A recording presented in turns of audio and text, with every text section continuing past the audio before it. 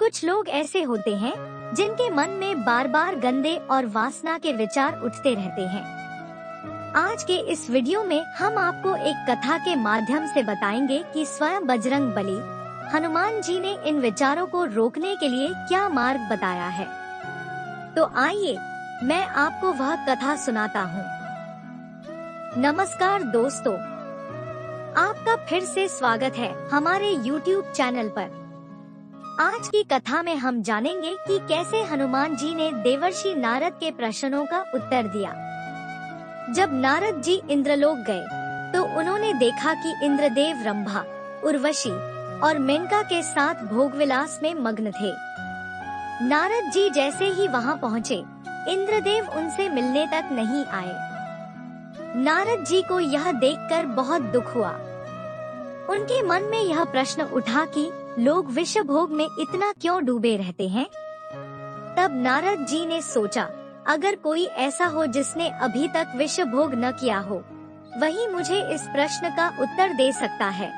इसी सोच के साथ उन्हें हनुमान जी की याद आई। नारद जी ने विलंब न करते हुए इंद्रलोक से प्रस्थान किया और सीधे हनुमान जी के पास पहुंच गए। हनुमान जी उस समय गहन तपस्या में लीन थे।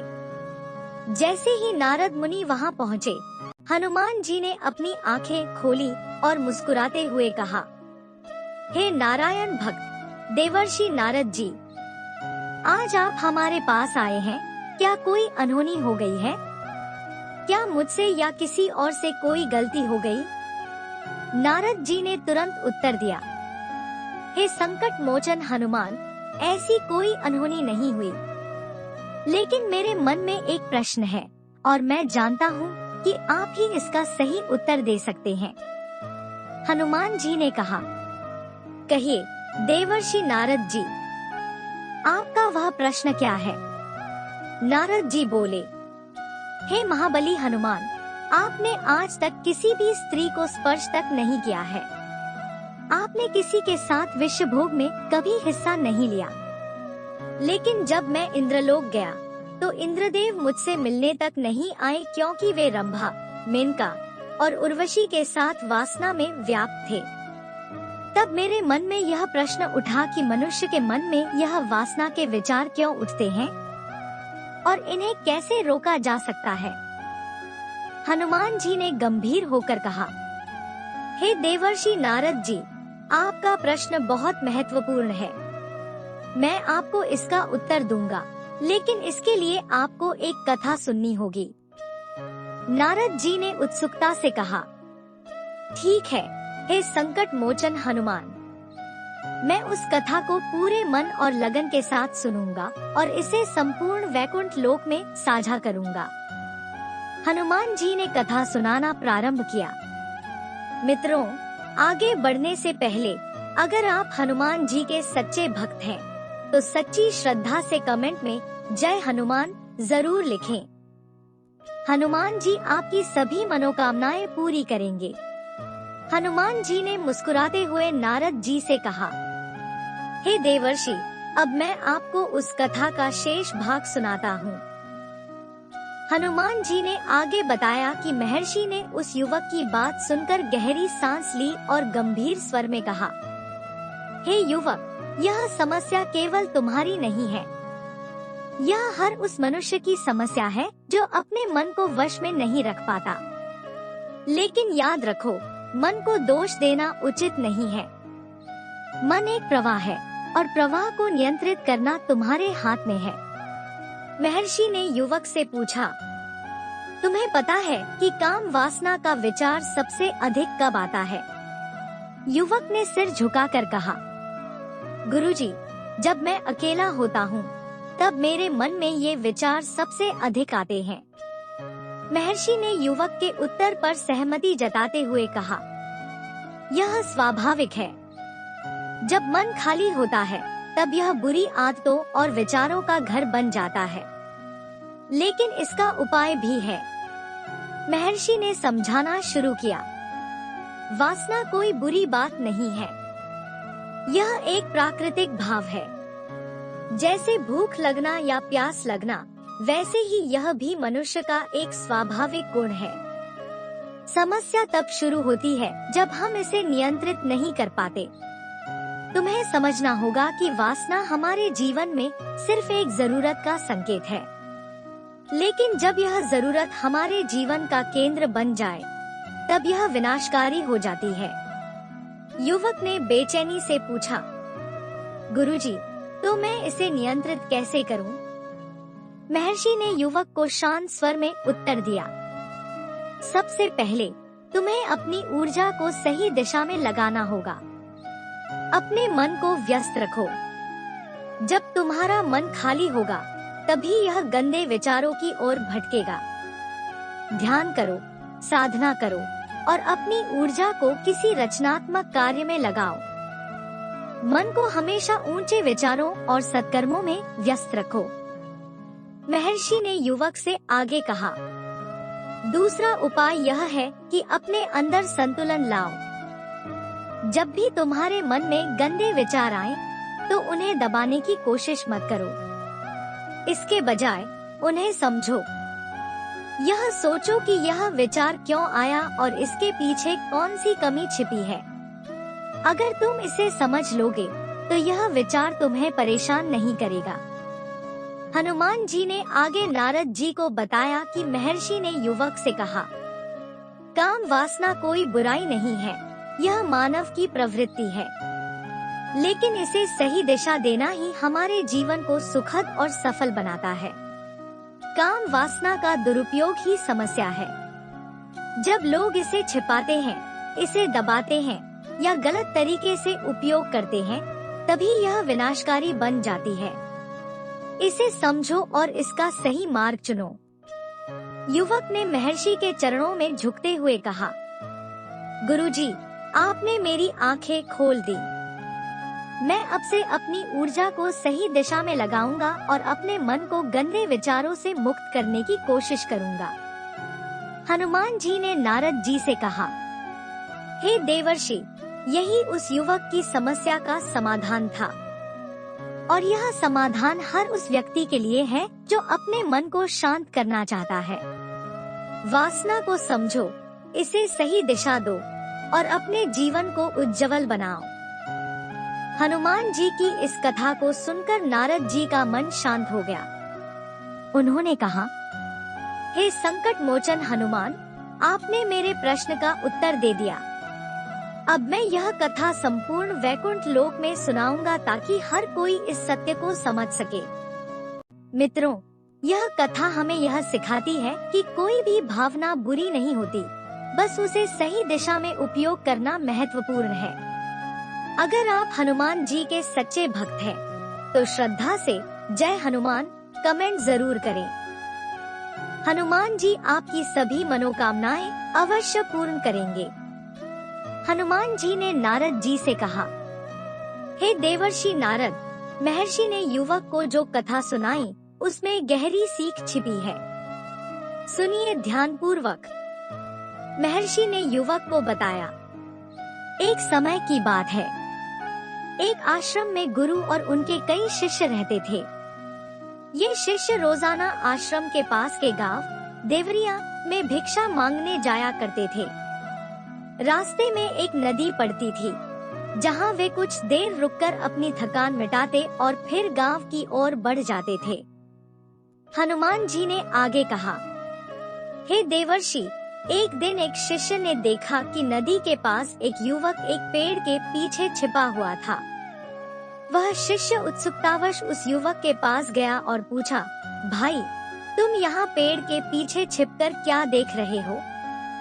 छिपे हुए युवक ने धीरे से जवाब दिया, अरे, मैं उस नदी में स्नान करती हुई युवती को देख रहा हूँ।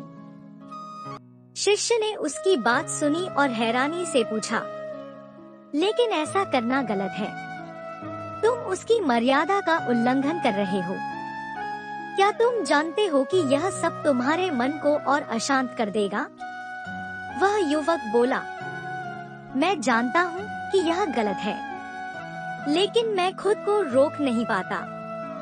जब भी मैं इसे देखता हूँ, मेरे मन में वासना का विचार उमड़ने लगता है।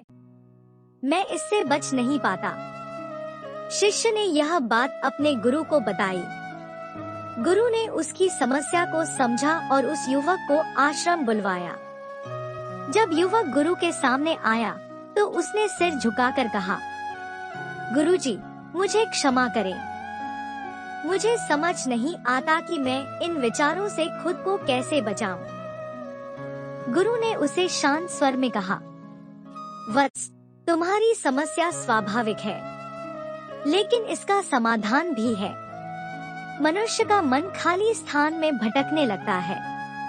तुमने अपने मन को किसी उच्च उद्देश्य से जोड़ा नहीं है, इसीलिए यह वासना के विचारों से भर गया है। गुरु ने उसे समझाते हुए कहा, वत्स, जैसे नदी का पानी बहाव में रहता है तो उसमें गंदगी टिक नहीं पाती, लेकिन जब वह ठहर जाता है तो काई जमने लगती है। तुम्हारा मन भी उसी ठहरी हुई नदी की तरह है। तुम्हें इसे अच्छे कार्यों, उच्च विचारों और साधना में लगाना होगा। जब मन को रचनात्मकता और सेवा का मार्ग दिखाया जाएगा, तब गंदे विचारों के लिए उसमें जगह ही नहीं बचेगी।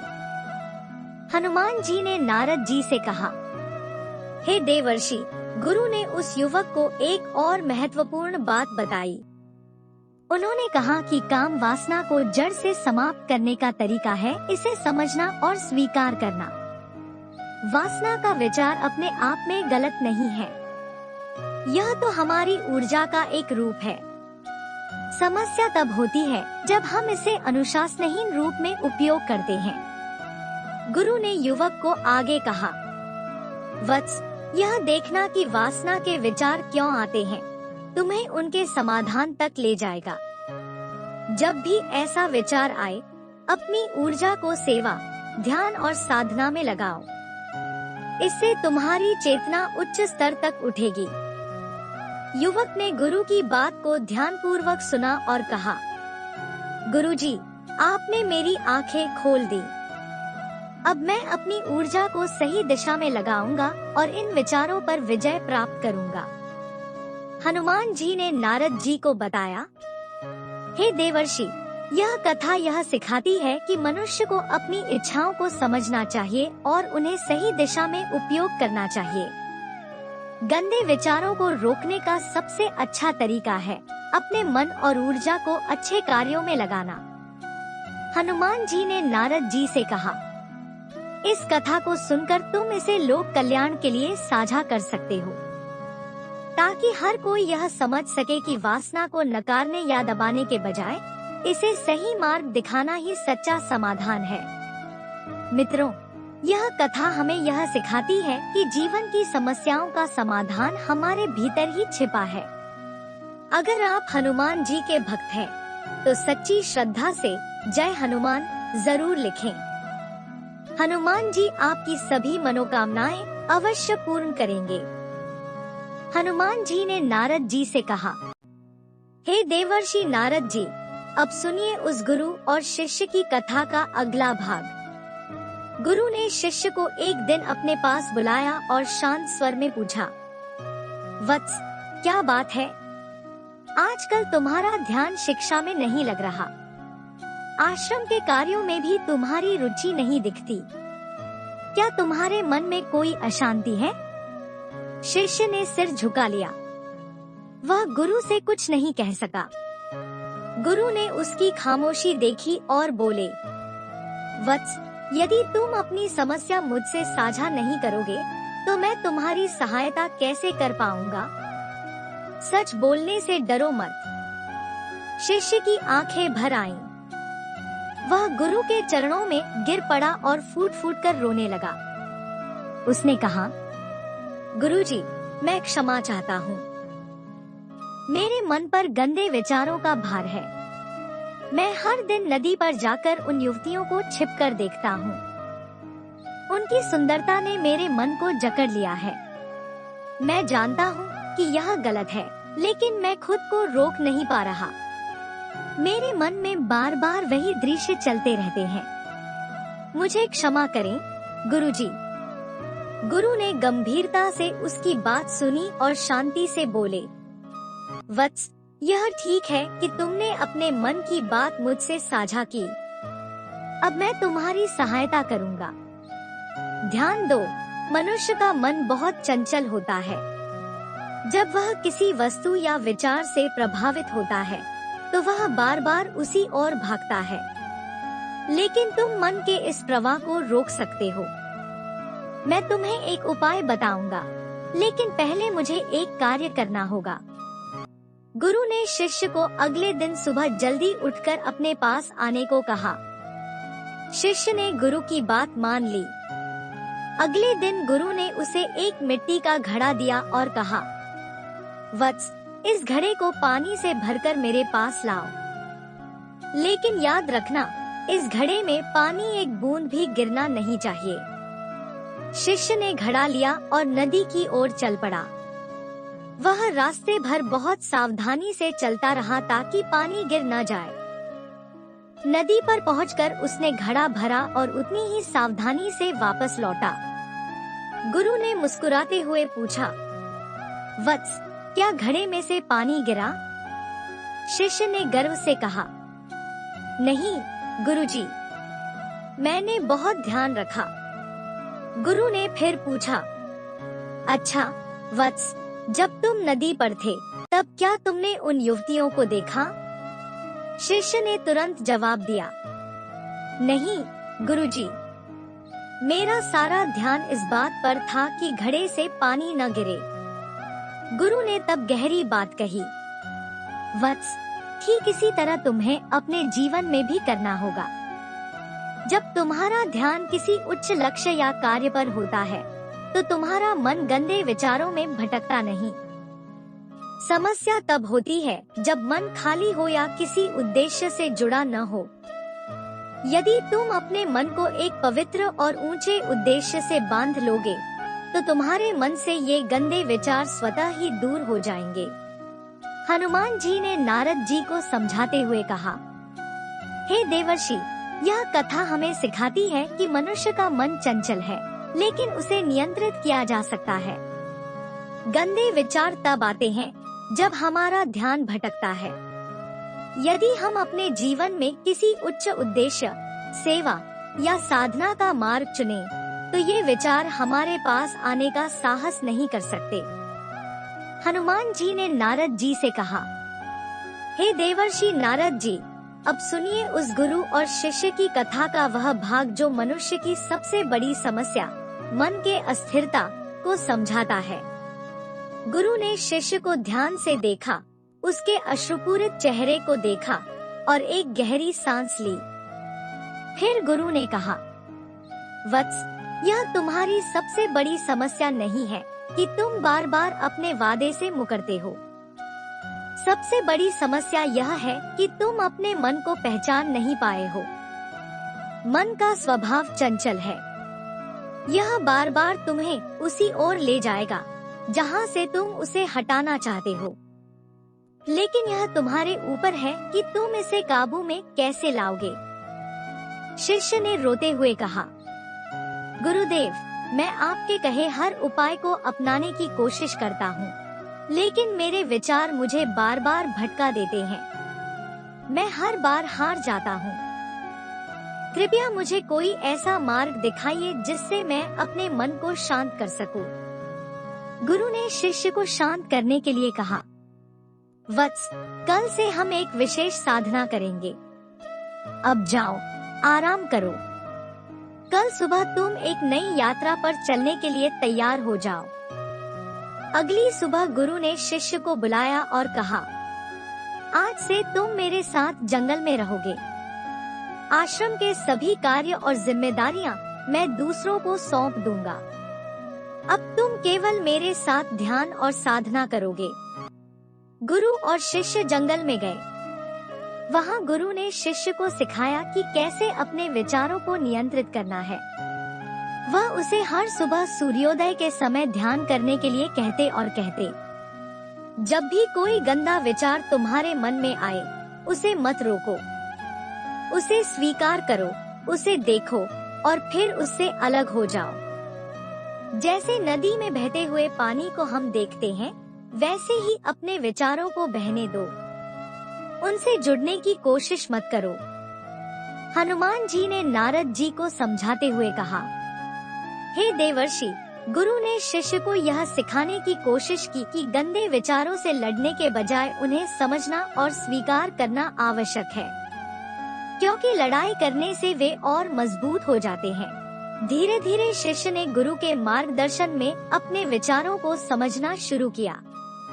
वह अब उन विचारों को आने से नहीं रोकता, बल्कि उन्हें आने देता और फिर अपने ध्यान की गहराई में उन्हें जाने देता। कुछ महीनों के बाद शिष्य ने अपने मन को थोड़ा बहुत काबू में करना सीख लिया।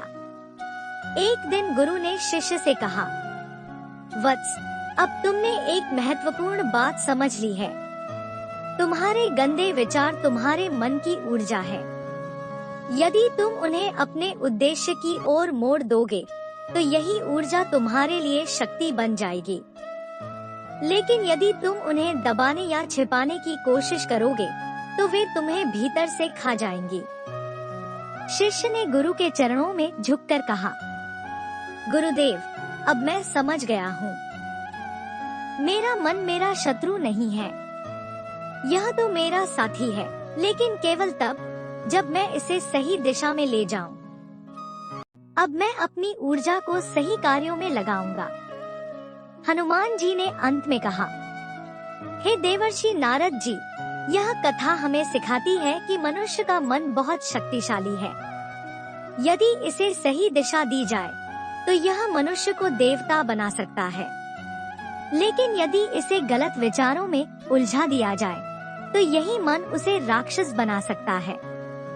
मन को नियंत्रित करने का पहला कदम यह है कि उसे समझा जाए और उसे प्यार से सही दिशा में मोड़ा जाए। मित्रों, इस कथा से यह शिक्षा मिलती है कि जीवन में ध्यान, साधना और सही संगति के द्वारा हम अपने मन को शुद्ध कर सकते हैं। अगर आप इस कथा से प्रेरणा महसूस करते हैं, तो सच्चे मन से जय हनुमान लिखें। बजरंग बली आपकी हर कठिनाई दूर करेंगे। हनुमान जी ने नारद जी से कहा, हे देवर्षि नारद जी, यह घटना मनुष्य के भीतर चलने वाले मानसिक संघर्ष का प्रतीक है। गुरु ने शिष्य को पानी के प्रवाह और मन के विचारों के बीच के संबंध को समझाने के लिए यह गहरी शिक्षा दी। गुरु की बात सुनकर शिष्य का हृदय भारी हो गया। उसने झुकी हुई नजरों से गुरु से कहा, गुरुदेव, तो क्या मैं अपने मन के गंदे विचारों को कभी नहीं रोक पाऊंगा? क्या मैं हमेशा अपने ही मन के बहाव में फंसा रहूंगा? गुरु ने शिष्य को सांत्वना देते हुए कहा, वत्स, यह प्रवाह, यह ऊर्जा तुम्हारे अंदर है। इसे रोकने की कोशिश मत करो। जब भी तुम इसे रोकने की कोशिश करोगे, यह और अधिक ताकतवर होकर उभर आएगी। लेकिन इसका मतलब यह नहीं कि इसे खुला छोड़ दो। इसका सही उपयोग सीखो। गुरु ने आगे कहा, अब तुम्हें एक और बात समझनी होगी। चलो मेरे साथ। गुरु शिष्य को नदी के किनारे ले गए, जहाँ पानी बह रहा था। उन्होंने शिष्य से कहा, यह नदी का पानी तुम्हारे विचारों की तरह है। इसे रोकने की कोशिश करना बेकार है। लेकिन अगर तुम इसे सही दिशा में मोड़ दोगे, तो यह जीवनदायी बन सकता है। अगर तुम इस पानी को एक खेत की ओर मोड़ दो, तो यह फसल को सींचेगा। अगर इसे गंदगी की ओर बहा दोगे, तो यह दूषित हो जाएगा। हनुमान जी ने नारद जी को समझाते हुए कहा, गुरु ने शिष्य को यह सिखाया कि विचारों को रोकने के बजाय उन्हें सही दिशा देना जरूरी है। हर विचार की ऊर्जा को निर्माणात्मक काम में लगाना चाहिए। शिष्य ने गुरु से कहा, गुरुदेव, मैं समझ गया। मेरे विचार मेरी कमजोरी नहीं है। इन्हें नियंत्रित करके मैं इन्हें अपनी शक्ति बना सकता हूँ। लेकिन यह कैसे संभव है? कृपया मुझे मार्गदर्शन दीजिए। गुरु ने मुस्कुराते हुए कहा, वत्स, पहला कदम है स्वीकार्यता। अपने विचारों को गलत मानना बंद करो। जो कुछ भी तुम्हारे मन में आता है, वह तुम्हारी ऊर्जा का हिस्सा है। उसे स्वीकार करो, लेकिन उस पर खुद को केंद्रित मत करो। दूसरा कदम है अपने विचारों को सकारात्मक दिशा देना। जैसे नदी का पानी खेत की ओर मोड़ दिया जाए, वैसे ही अपनी ऊर्जा को सेवा, साधना और सृजनात्मक कार्यों में लगाओ।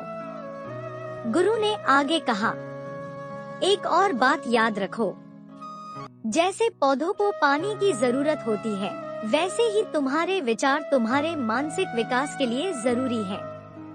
लेकिन इनका सही संतुलन बनाए रखना भी जरूरी है। अधिक पानी भी पौधों को डुबो सकता है और कम पानी उन्हें सुखा सकता है। इसलिए संयम और संतुलन का अभ्यास करो। शिष्य ने गुरु के चरणों में गिरकर कहा, गुरुदेव, आपने मेरी आंखें खोल दी। अब मैं अपने विचारों से भागने की कोशिश नहीं करूंगा। मैं इन्हें समझूंगा और सही दिशा दूंगा। मैं अपने जीवन को सकारात्मक और सृजनात्मक बना दूंगा। हनुमान जी ने अंत में कहा, हे देवर्षि नारद जी, यह कथा हमें सिखाती है कि मनुष्य के विचार ही उसकी सबसे बड़ी ताकत है। उन्हें नकारने या रोकने के बजाय उन्हें स्वीकारना और सही दिशा में ले जाना ही सच्ची साधना है। गुरु ने शिष्य से कहा, अगर हम इस नदी का सारा पानी बगीचे की ओर मोड़ दें, तो क्या होगा? शिष्य ने थोड़ी देर सोचा और फिर बोला, गुरुदेव, बगीचे के पौधे नष्ट हो जाएंगे। पानी की अधिकता उन्हें डूबा देगी और वहाँ कुछ भी नहीं बचेगा। गुरु मुस्कुराए और बोले, तुमने सही कहा। अब बताओ, क्या तुम्हें समझ आया कि मैंने यह सब क्यों करवाया? जीवन में किसी भी चीज को पूरी तरह रोकने या पूरी तरह बहने देने की जरूरत नहीं है। बस सही मात्रा में बहाव होना चाहिए। कम पानी से भी पौधे नष्ट हो जाते हैं और ज्यादा पानी से भी। हमारा जीवन भी ऐसे ही संतुलन से चलता है। फिर गुरु ने शिष्य से एक और सवाल किया, अगर मैं तुमसे कहूँ कि आम के बारे में मत सोचो, तो तुम्हारे मन में सबसे पहले क्या आएगा? शिष्य झिझकते हुए बोला, गुरुजी, मेरे मन में तो सबसे पहले आम का ही चित्र आएगा। गुरु ने कहा, यही तो बात है। जब हम किसी विचार को जबरदस्ती रोकने का प्रयास करते हैं, तो वह और भी गहराई से हमारे मन में प्रवेश कर जाता है। इसी कारण हमें इन विचारों को दबाने की कोशिश नहीं करनी चाहिए। फिर उन्होंने आगे समझाया, गंदे विचार कई बार बुरी संगति के कारण भी आते हैं। ऐसा नहीं है कि हर समय हमारे अंदर ऐसे विचार स्वतः उत्पन्न होते हैं, लेकिन अश्लीलता और बुरी संगति के संपर्क में आने से यह हमारे मन पर हावी हो जाते हैं। शिष्य ने सिर झुका लिया और कहा, गुरुजी, आप सत्य कह रहे हैं। मैं अपने मार्ग से भटक गया था। उस रात शिष्य ने बहुत चैन की नींद सोई। अगले दिन उसने पूरे मन से अपने कार्य किए और भिक्षा मांगने के लिए उसी रास्ते से गया, जहां वह युवक आज भी वृक्ष के पीछे छुपा हुआ था। नदी पर पहुंचकर उसने उन युवतियों से पानी मांगा। उनमें से एक ने उसे पानी पिलाया। शिष्य ने उनके चरण छूकर आशीर्वाद लिया। युवती ने आशीर्वाद दिया, तुम्हारा कल्याण हो। शिष्य का मन सकारात्मक ऊर्जा से भर गया। उसके चेहरे पर एक अनोखी मुस्कान आ गई, जैसे उसे कुछ खोया हुआ वापस मिल गया हो। जब वह लौट रहा था, तभी वह युवक पीछे से आया और बोला, भाई, क्या बात है? आज तो तुमने पास से दर्शन कर लिए। तुम तो मुझसे भी आगे निकल गए। शिष्य ने उसकी ओर देखा और गंभीरता से कहा, हम हमेशा दूसरों के दर्शन करने में व्यस्त रहते हैं, लेकिन अपने भीतर झांकने की कभी कोशिश नहीं करते। तुम कब तक इस वृक्ष के पीछे छुपते रहोगे? अगर किसी को पसंद करते हो, तो उसे जाकर बता दो। अगर वह तुम्हें पसंद करती है, तो उससे शादी करो। लेकिन उससे पहले खुद को पहचानो और अपने जीवन में कुछ बन जाओ। ऐसे अपना समय बर्बाद मत करो। युवक शिष्य की बातों से प्रभावित हुआ। उसने नदी पर जाना छोड़ दिया और अपने जीवन में कुछ बनने के लिए संघर्ष करने लगा। महर्षि ने इस घटना के बारे में कहा, गुरु के मार्गदर्शन से न केवल शिष्य बल्कि वह युवक भी अपने बुरे विचारों से मुक्त हो गया। महाबली हनुमान ने नारद जी से कहा, हे देवर्षि, अब तो आपको समझ आ गया होगा कि मनुष्य को गंदे विचारों और वासनाओं से बचने के लिए क्या करना चाहिए। नारद जी ने कहा, हाँ पवन पुत्र, मैं अब समझ गया हूँ। संगति बदलने से विचार बदलते हैं। जब मन में गंदे विचार आए तो खुद को दोषी मत मानो। केवल विचारों में संतुलन बनाओ और अपने आप को पहचानो।